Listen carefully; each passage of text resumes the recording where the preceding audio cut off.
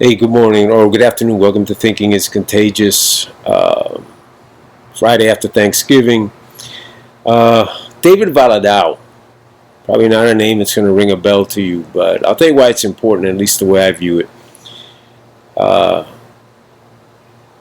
the House, he's a representative, and he just flipped his district in California. He's a Republican. And that's the third gain in California by the Republicans for the House, the 11th seat gain in the House by the Republicans this election. He was ousted in 18 by the Democrat who he took out this term. And back in 18, he did not endorse Trump. This time around, he did. He did endorse Trump. 11 gains now in the House. Doesn't really add up, does it? That Trump lost this election, the number of votes that Biden supposedly received, and then you see the gains in the House. You see the Senate situation where the Democrats were claiming that they were going to gain control of the Senate. Still got that runoff, those two runoffs, and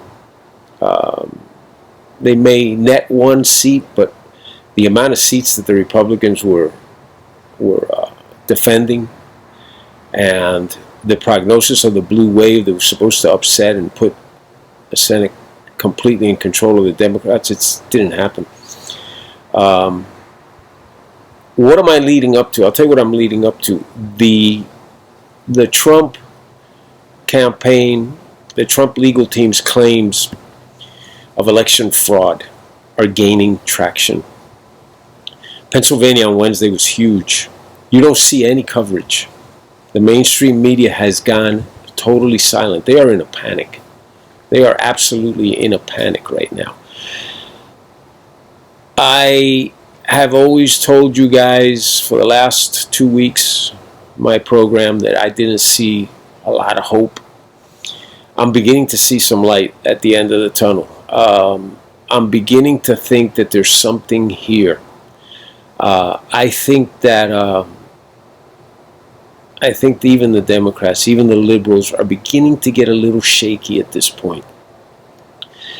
And I think if this proves out to be what potentially it could be, I've said, I think it'll be terrible for the reputation of democracy, especially of how this country has run itself in the free elections we've always prided ourselves on.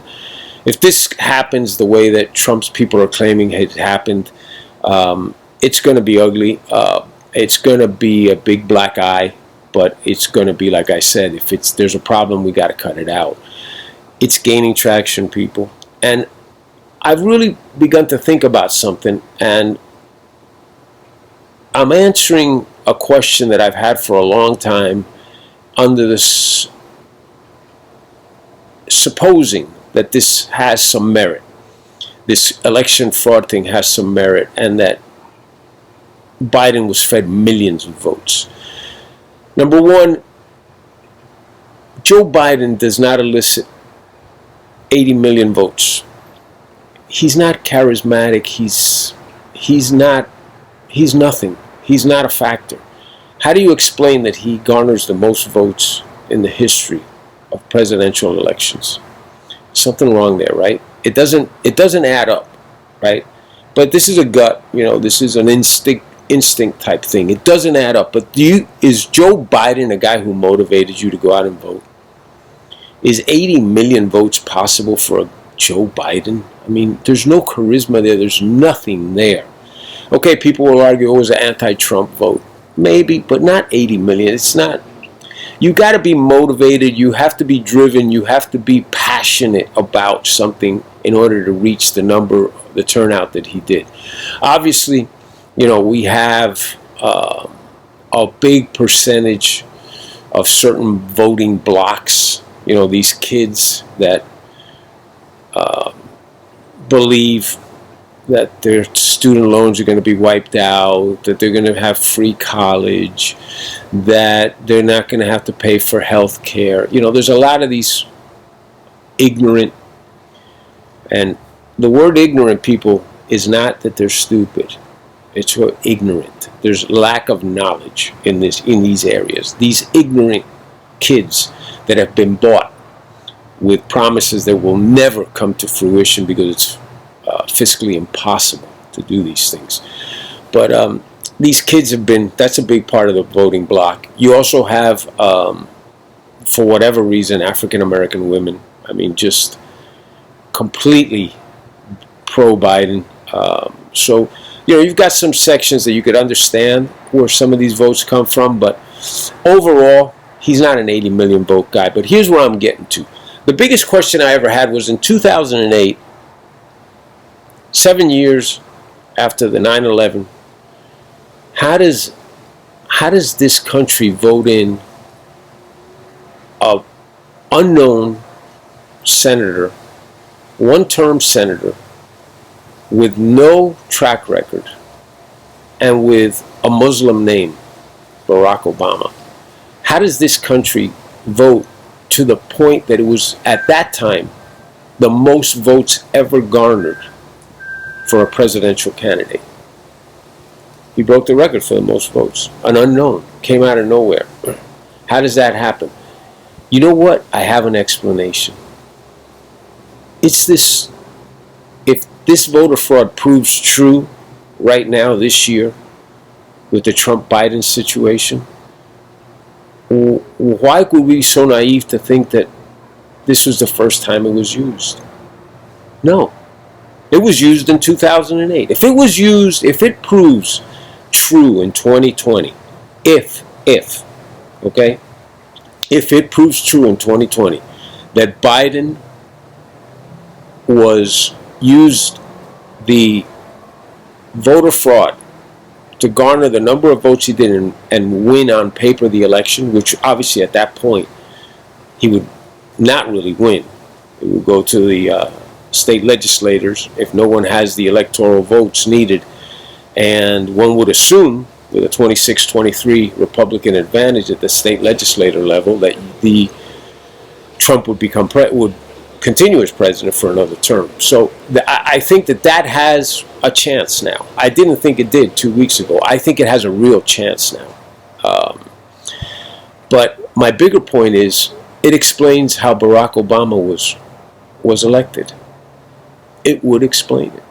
And it would tell me, again, subject to the caveat that it gets proven that it occurred this time.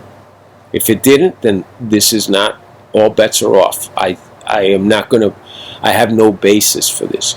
But if it is proven that in 2020 there was voter fraud with the Dominion machines and the software, if it's proven, then it was used for Barack Obama, and the Barack Obama presidency was a fraud.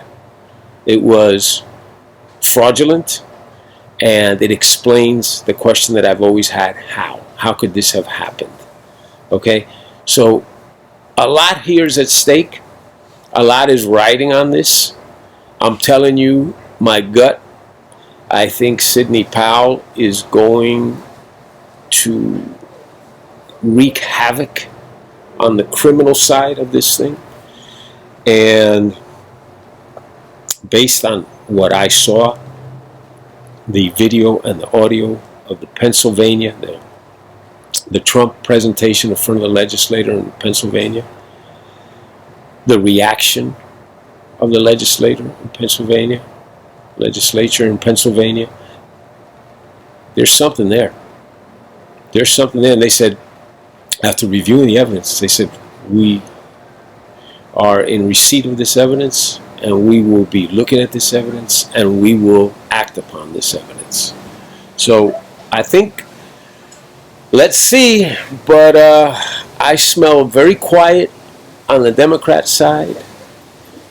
I see the salvo that Trump fired saying, of course, if the electorals decided Biden won, I will leave the White House. That's a big statement.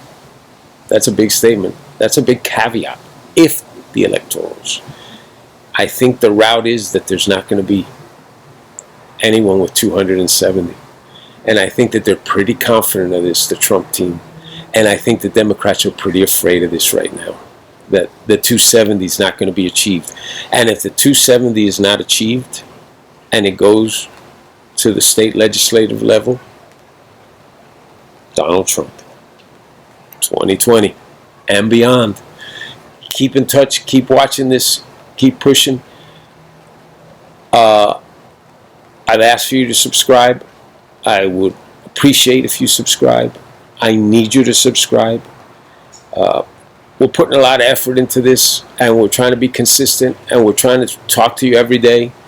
And we hope that it's appreciated, but I would like to see a response on that subscription level. Help me out. Appreciate your help. Have a good day. Have a good weekend.